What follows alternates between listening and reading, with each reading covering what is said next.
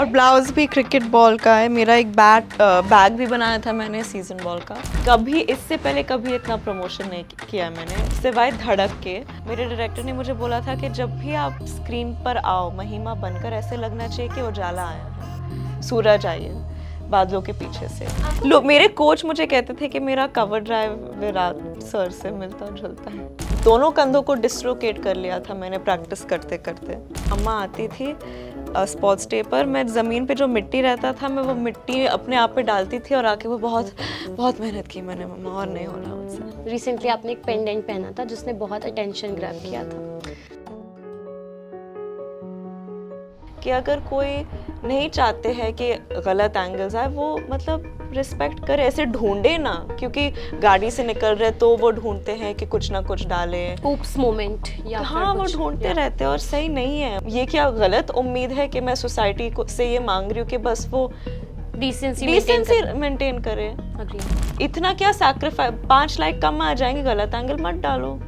Result के बारे में मत सोचो, प्रोसेस पे फोकस करो, रिजल्ट अपने आप आ जाएगा। I take my work very seriously, I don't take myself too seriously. He is the coolest father. पापा मुझे ड्रामची बुलाते हैं। ड्रामची तो हर चीज को लेकर रोना धोना झगड़ा, अजीब अजीब सिर पे तेल लगा के नीचे भाग रही हूँ कुत्तों के पीछे पापा को डांट रही हूँ कि ऐसे क्यों खाना खा रहे। तो मैं ये मेरा चलता है। Hello hi welcome to ABP. मेरा नाम भावना है और इस वक्त मेरे साथ है Janhvi Kapoor, one and only Janhvi Kapoor. Janhvi, आप बहुत ही जोश और खरोश के साथ मिस्टर एंड मिसेस माही का प्रमोशन कर रही हैं। हम आपकी साड़ी में भी देख सकते हैं बॉल्स बने हुए हैं आई थिंक, हाँ, और ब्लाउज भी क्रिकेट बॉल का है। मेरा एक बैग भी बनाया था मैंने सीजन बॉल का।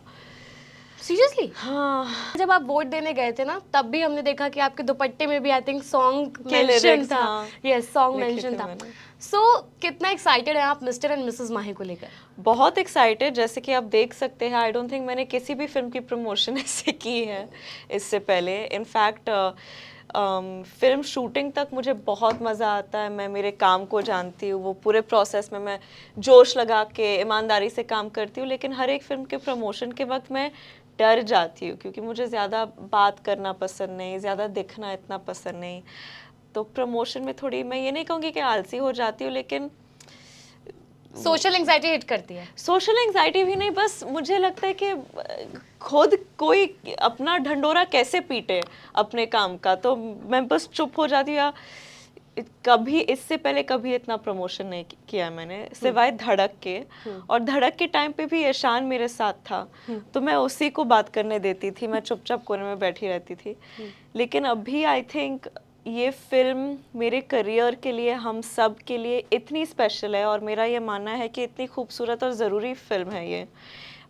इसका जो मैसेज है, तो मैं धूमधाम से जोश लगा के मेरे पर्सनालिटी से बाहर निकल के प्रमोट करने की कोशिश कर रही हूँ। यू नो व्हाट, अभी इस इंटरव्यू में हम आगे आपकी पर्सनालिटी के बारे में भी बात करेंगे। I have some questions, but अभी फिलहाल मिस्टर एंड मिसेस माही के बारे में बात करते हैं। मिस्टर एंड मिसेस माही भी क्रिकेट पर बेस्ड है, समवेयर वो क्रिकेट वाला फील है उसमें। एंड क्रिकेट की जब बात होती है तो बहुत सारी मूवीज़ दिमाग में आती है, स्पोर्ट्स की जब बात होती है तो बहुत सारी मूवीज़ दिमाग में आती हैं, और चक दे इंडिया कहीं ना कहीं आ जाता है सामने। तो क्या इससे भी वही उसी टाइप की एक्सपेक्टेशन है, लाइक जैसे धोनी रिलीज़ हुई या चक दे इंडिया रिलीज़ हुई? देखिए, चक दे, ये सारे फिल्म्स क्लासिक फिल्म्स हैं।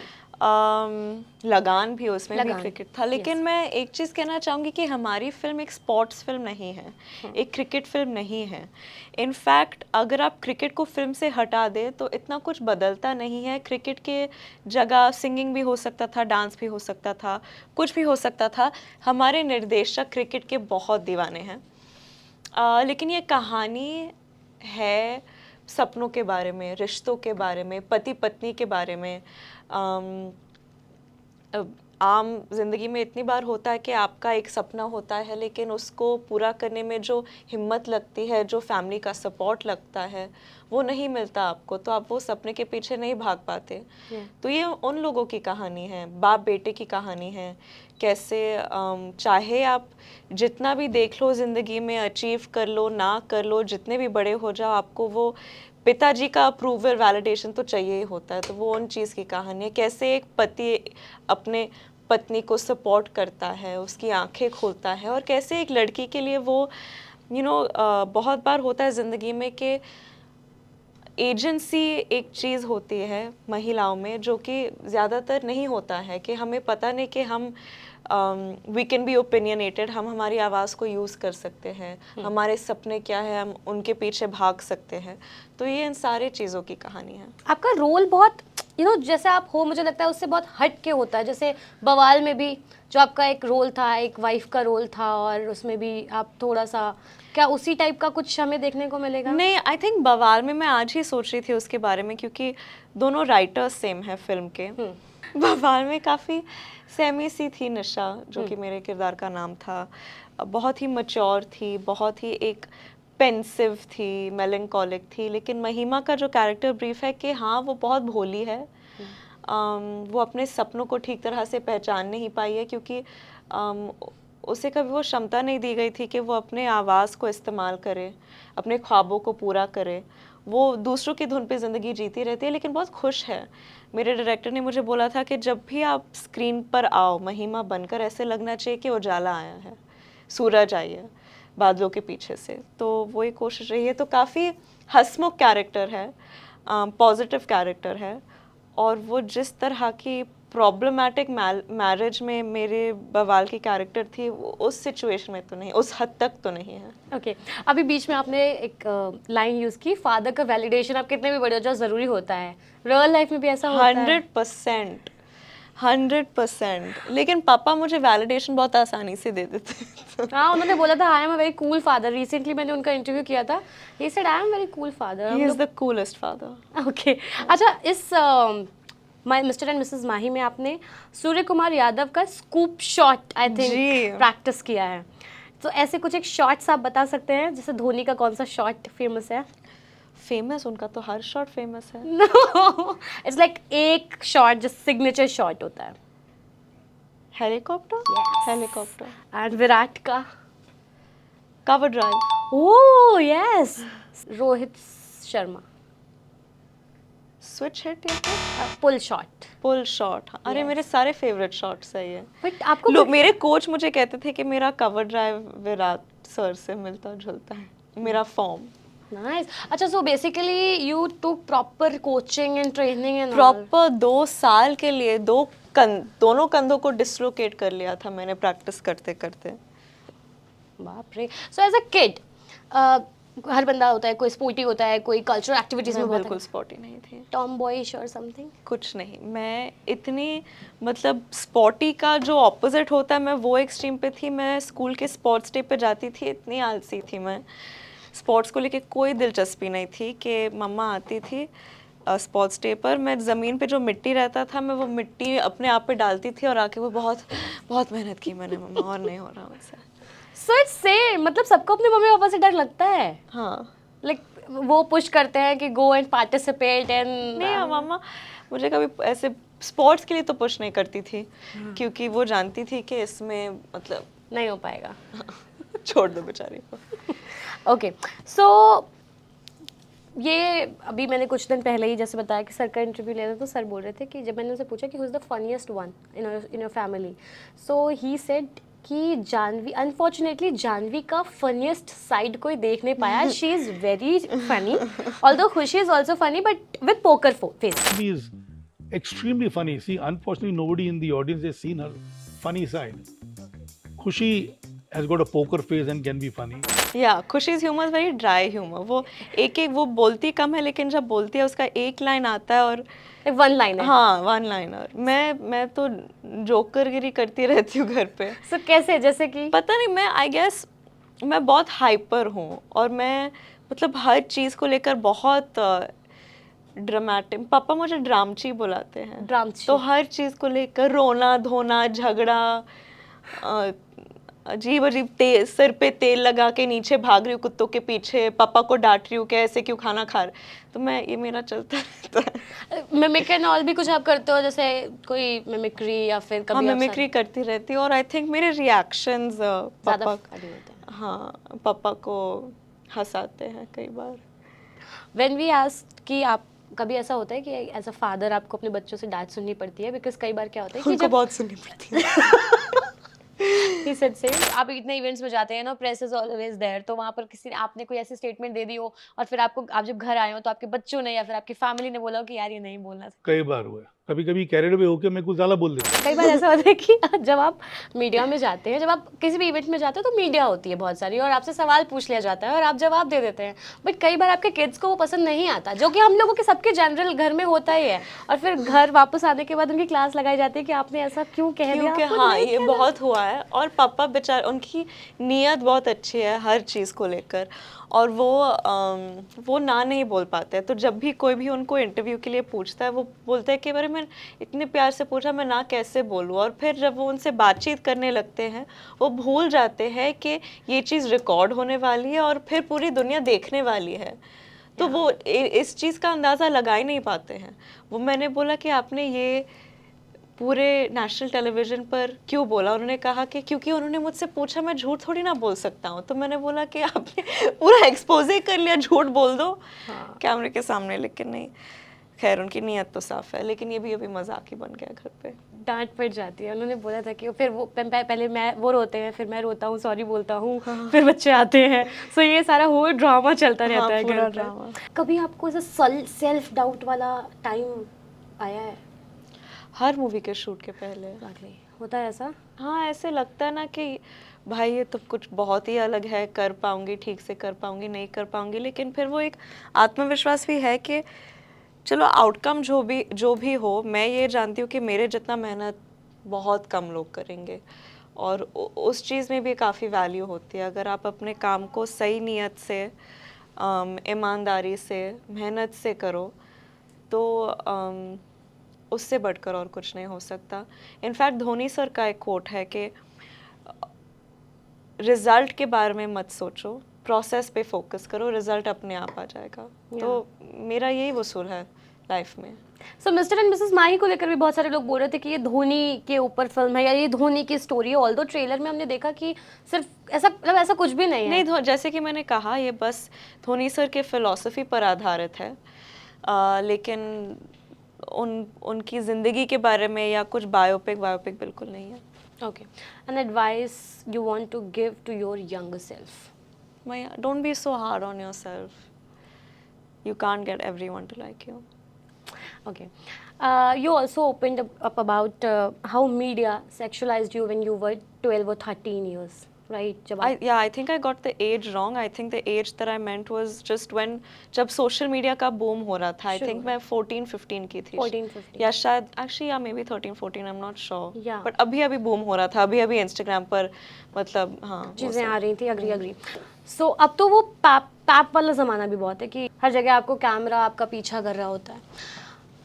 Do you really think कि ये कुछ गलत तरीके से पिक्चर्स क्लिक की जाती हैं या फिर सोशल मीडिया पर एक वर्ग जो गलत तरीके से चीज़ों को प्रमोट करता है? Of course, ये एक साइड है, लेकिन ऐसे बहुत सारे मीडिया के लोग हैं और पेपराज़ी है जो कि बहुत इज्जत से पेश आते हैं, बहुत रिस्पेक्टफुल है। लेकिन हाँ, एक साइड है जो कि देखिए उनको भी इंसेंटिव मिलता है जब वो कोई गलत एंगल का कवर फोटो डालते हैं, उस चीज़ पे और व्यूज़ आते हैं, क्योंकि शायद कहीं ना कहीं सोशल मीडिया पे लोग इन चीज़ों को ज़्यादा देखते हैं तो व्यूज़ बढ़ जाते हैं, तो फिर उनको इंसेंटिव मिलता है कि वो ऐसे और चीज़ें डालें। लेकिन मेरे हिसाब से ये बहुत गलत बात है, क्योंकि हाँ, कई लोग ये भी कहते हैं कि अच्छा अगर शर्म आती है और ऐसे एंगल्स आप नहीं दिखाना चाहते हो या नहीं चाहते हो कि लोग ले, तो फिर ऐसे कपड़े मत पहनो। भाई क्यों, मैं लड़की हूँ, मुझे जो पहनना है मैं पहनूंगी, लेकिन मैं ये एक्सपेक्ट नहीं कर सकती मर्दों से या दूसरे लोगों से कि वो एक लड़की की इज्जत रखे,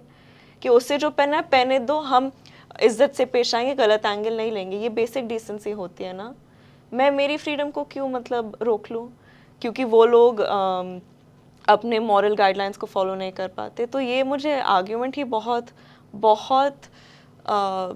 सोशली इनकरेक्ट और एंटी फेमिनिस्ट, सेक्सिस्ट लगता है। तो हाँ, वो आई थिंक आई होप ये बदलाव आए हमारे इंडस्ट्री में, जहाँ वो लोगों की इज्जत कर, लड़कियों की इज्जत करने लगे। मतलब आम लड़कियां जब अपने घर से निकलते हैं, वो उन्हें थोड़ी ना लगता है कि हाँ मुझे देखना चाहिए क्योंकि हर कैमरा तो पीछा कर रहा है, गलत एंगल ले लिया, तो वो पहन के निकल जाती है और आम जिंदगी जीती है। लेकिन हमारे लिए थोड़ा अलग होता है, और मैं ये चीज़ से बिल्कुल सहमत नहीं हूँ कि मुझे इस चीज़ को दिमाग में रख के मुझे मेरा ड्रेसिंग बदलना है। ये क्या गलत उम्मीद है कि मैं सोसाइटी को से ये मांग रही हूँ कि बस वो डिसेंसी डिसेंसी मेंटेन करे। अग्री। इतना क्या सैक्रिफाइस, 5 लाइक कम आ जाएंगे, गलत एंगल मत डालो।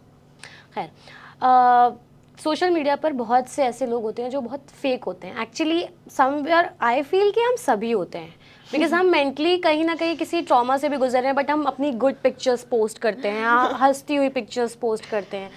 आपको क्या लगता है कि एक्चुअली सोशल मीडिया पर हम फेक होते हैं? आई थिंक एक हद तक, आई डोंट नो फेक होता है या नहीं, लेकिन हम हमारी ज़िंदगी का बस एक ही पहलू दिखा रहे हैं। हाइड अवर इमोशंस। या आई डोंट थिंक कि हम, सोशल मीडिया उस चीज़ के लिए होता भी नहीं है कि हम हमारी अंदर की कोई लोगों के लिए होता है। एंड आई थिंक कोई लोग सोशल मीडिया का उस तरीके से इस्तेमाल करें जो कि बहुत सारे लोगों को बहुत सपोर्ट दे रहा है, उनकी आंखें खोल रहा है। आई नो, मैं काफ़ी बार ऐसे पेजेस को फॉलो करती हूँ, लेकिन हाँ, मैं इतना सोचती नहीं हूँ ऑनेस्टली सोशल मीडिया के बारे में। मेरे काम के लिए मैं उसे इस्तेमाल करती हूँ। कई कभार जब ऐसे लगता है कि बहुत अच्छी पिक्चर ले ली है मैंने, तो डाल देती हूँ बस। And what about social media trolling? जब भी कोई भी पिक्चर पोस्ट करोगे आप, whether it is in sari, whether it, मतलब वट एवर यू पोस्ट, कोई ना कोई लोग आकर के कुछ गलीज बात बोलते ही हैं, डाउन द लाइन बात बोलते ही हैं। लेकिन मुझे इतना भी फ़र्क नहीं पड़ता। That's nice. या क्योंकि मैंने देखा है, और अभी 5-6 साल हो गए कि ये होते जा रहा है।